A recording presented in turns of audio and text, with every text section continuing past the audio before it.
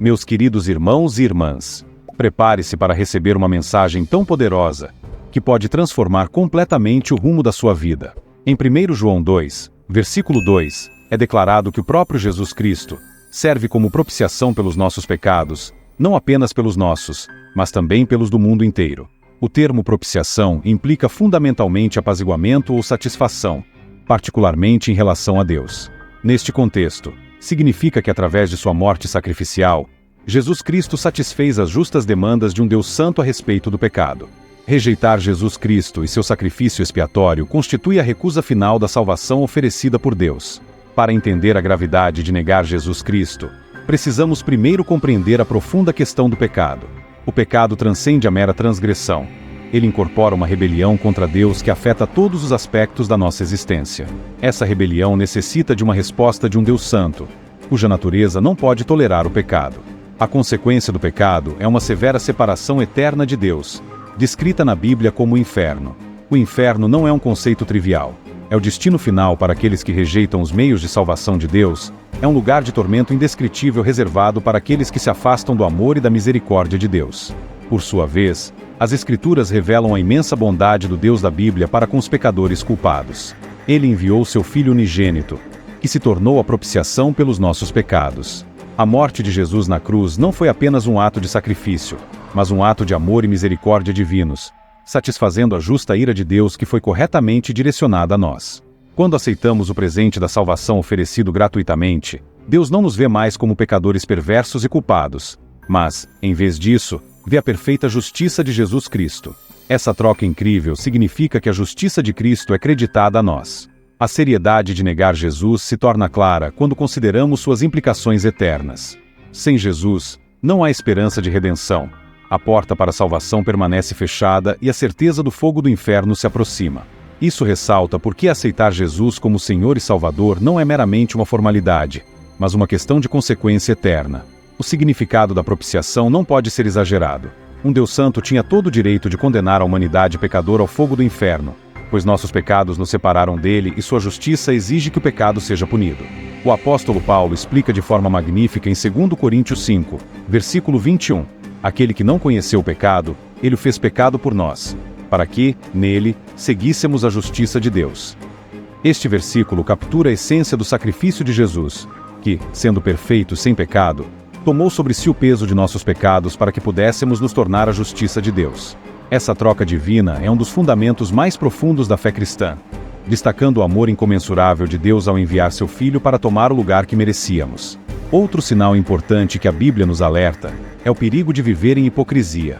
Em Mateus 23, versículo 27 e 28, Jesus adverte severamente os escribas e fariseus, dizendo: Ai de vós, escribas e fariseus, hipócritas!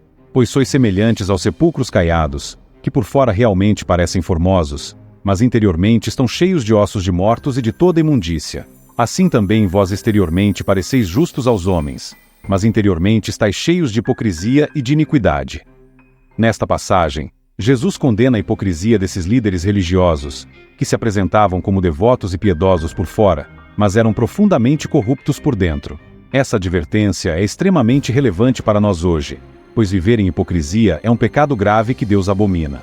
A hipocrisia é uma forma de engano que não apenas ilude os outros, mas também zomba de Deus. Viver uma vida dupla, mostrando uma face para o mundo enquanto esconde sua verdadeira natureza, não só engana os outros, mas também é prejudicial para a própria alma. Quando você vive em hipocrisia, está constantemente usando uma máscara e, com o tempo, pode até enganar a si mesmo. No entanto, Deus vê além das nossas ações externas. Ele conhece nossos corações, nossos pensamentos, nossas motivações e nossas intenções verdadeiras. É por isso que a hipocrisia é tão perigosa. Ela nos leva a uma falsa sensação de segurança. Você pode acreditar que está se safando de seus pecados ocultos, mas, na verdade, está apenas acumulando julgamento para si mesmo. Considere as implicações práticas de viver uma vida de integridade em comparação com uma vida de hipocrisia. Integridade significa ser a mesma pessoa em privado e em público, vivendo uma vida de transparência e honestidade, onde suas ações estão alinhadas com suas crenças professas. Esse tipo de vida traz paz de espírito e uma consciência limpa. Por outro lado, a hipocrisia leva ao tormento interior. Manter as aparências é exaustivo e frequentemente resulta em ansiedade e culpa, pois você vive com medo constante de ser descoberto. Essa vida dupla também pode prejudicar seus relacionamentos, pois as pessoas eventualmente podem enxergar através de sua fachada, resultando em perda de confiança e sentimentos feridos. Como cristão, é crucial lutar pela autenticidade. Todos pecamos e falhamos, mas há uma diferença entre tropeçar ocasionalmente e viver um estilo de vida de engano. A chave é o arrependimento. Quando pecamos, devemos ser rápidos em confessar e buscar o perdão de Deus, mantendo assim nosso relacionamento com Ele saudável e nossa consciência limpa. Além disso, viver em hipocrisia prejudica seu testemunho para os outros. As pessoas observam como você vive. Se perceberem uma discrepância entre suas palavras e ações, serão menos propensas a levar sua fé a sério. Sua vida deve ser um testemunho do poder transformador de Jesus. Quando você vive de forma autêntica, os outros podem ver a mudança genuína que Cristo traz. A Bíblia adverte repetidamente contra viver uma vida dupla. Em 2 Timóteo 3, versículo 5, Paulo descreve os hipócritas como aqueles que têm a aparência de piedade, mas negam o seu poder. Deus vê além das ações externas. Ele vê o coração. Viver uma vida dupla significa professar fé publicamente enquanto secretamente se entrega ao pecado, fingindo ser justo enquanto, na verdade, se vive em injustiça. Deus não será zombado.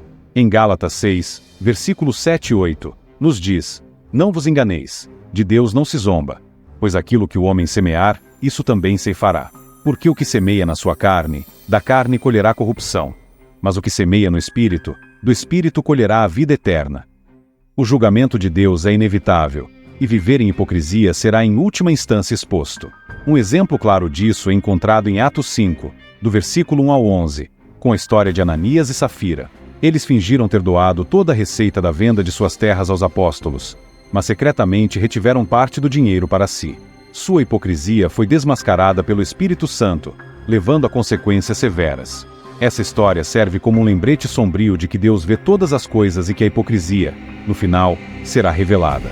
Viver uma vida honesta diante de Deus e dos homens é essencial. Como alguém que viaja frequentemente, me esforço para viver de tal forma que, ao voltar para casa, não me envergonhe das minhas ações. Você pode enganar a mim, sua família, seu pastor, mas não pode enganar a Deus. Em Provérbios 15, versículo 3, está escrito: Os olhos do Senhor estão em todo lugar, vigiando os maus e os bons. Viver uma vida de integridade significa ser a mesma pessoa em privado e em público. Significa confessar seus pecados e buscar a ajuda de Deus para superá-los. Em Gálatas 1, do versículo 6 ao 9, o apóstolo Paulo expressa sua surpresa e preocupação, dizendo: Estou admirado de que vocês estejam se afastando tão depressa daquele que os chamou para viver na graça de Cristo, e estão se voltando para outro evangelho, que na verdade não é o evangelho. O que ocorre é que algumas pessoas os estão perturbando, querendo perverter o evangelho de Cristo. Mas, ainda que nós ou um anjo do céu pregue um evangelho diferente daquele que lhes pregamos, que seja amaldiçoado. Seguir um falso evangelho é um caminho sério e perigoso, que afasta as pessoas da verdade de Cristo e as leva à separação eterna de Deus. O evangelho é a mensagem de Jesus Cristo.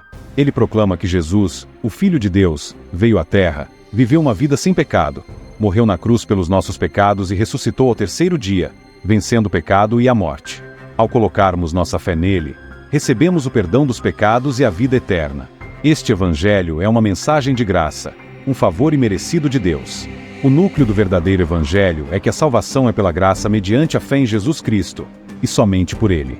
Em Efésios 2, versículo 8 e 9, confirma: Pois vocês são salvos pela graça, por meio da fé, e isto não vem de vocês, é dom de Deus, não por obras, para que ninguém se glorie. Aqui estão alguns tipos comuns de falsos evangelhos. Primeiro tipo, o legalismo. É a crença de que a adesão a certas leis ou rituais é necessária para a salvação. Este falso evangelho adiciona o esforço humano à mensagem de graça, implicando que o sacrifício de Cristo não foi suficiente por si só. O legalismo frequentemente se manifesta em uma rígida observância de regras e tradições religiosas, sugerindo que essas práticas podem ganhar o favor de Deus ou garantir a salvação. O legalismo é perigoso porque desvia o foco do que Cristo fez para o que devemos fazer. Ele sobrecarrega os crentes com a tarefa impossível de ganhar sua salvação, levando ao esgotamento espiritual e ao desespero. Além disso, o legalismo distorce o caráter de Deus, retratando-o como um mestre severo, em vez de um pai amoroso que oferece graça livremente. Ele substitui a alegria e a liberdade encontradas em Cristo por uma busca interminável e exaustiva por aceitação e validação através de obras. Segundo tipo, o Evangelho da Prosperidade. Outro exemplo de falso evangelho é o Evangelho da Prosperidade, que prega que a fé em Deus resultará automaticamente em saúde, riqueza e sucesso. Este ensino corrompe o verdadeiro Evangelho, substituindo a mensagem de redenção e santidade pela promessa de bens materiais. Ele leva as pessoas a buscarem a Deus não por quem Ele é, mas pelo que Ele pode dar, transformando o relacionamento com Deus em uma transação comercial. O perigo desse evangelho está em seu foco no aqui e agora, desviando a atenção das recompensas eternas e alimentando expectativas irrealistas que podem levar à decepção e ao enfraquecimento da fé quando as promessas materiais não se realizam. Terceiro tipo, o universalismo. Por sua vez, é a crença de que todas as pessoas serão salvas, independentemente de sua fé em Cristo. Esta é uma das distorções mais graves do Evangelho, pois contradiz diretamente o ensino bíblico de que Jesus é o único caminho para a salvação. O universalismo minimiza a gravidade do pecado e a necessidade de arrependimento e fé em Cristo. Ele oferece uma falsa segurança, sugerindo que a salvação é garantida para todos, independentemente de sua resposta ao Evangelho, o que pode levar as pessoas a negligenciarem a urgência de responder ao chamado de Cristo. Compreender e evitar esses falsos evangelhos é essencial para manter uma fé pura e verdadeira. Seguir um falso evangelho pode parecer inofensivo no início, mas desvia a pessoa da verdade, levando-a para longe de Deus e, eventualmente, para a destruição. Por isso, devemos ser vigilantes, examinando as doutrinas que ouvimos à luz das Escrituras e mantendo-nos firmes na verdade do evangelho que nos foi dado. Obrigado por ter assistido meu vídeo. A sua presença e apoio são essenciais. Fico muito feliz em saber que você dedicou um tempo do seu dia para acompanhar o meu conteúdo. Se você achou este vídeo útil e inspirador, por favor, não esqueça de curtir e compartilhar com aqueles que também possam se beneficiar dessa mensagem. E para não perder nenhuma novidade, inscreva-se no meu canal. É só clicar no botão de inscrever-se e ativar o sininho para ser notificado sempre que eu postar um novo vídeo. Sua inscrição é uma forma incrível de me apoiar e me incentiva a continuar trazendo mais conteúdos. Nos vemos no próximo vídeo.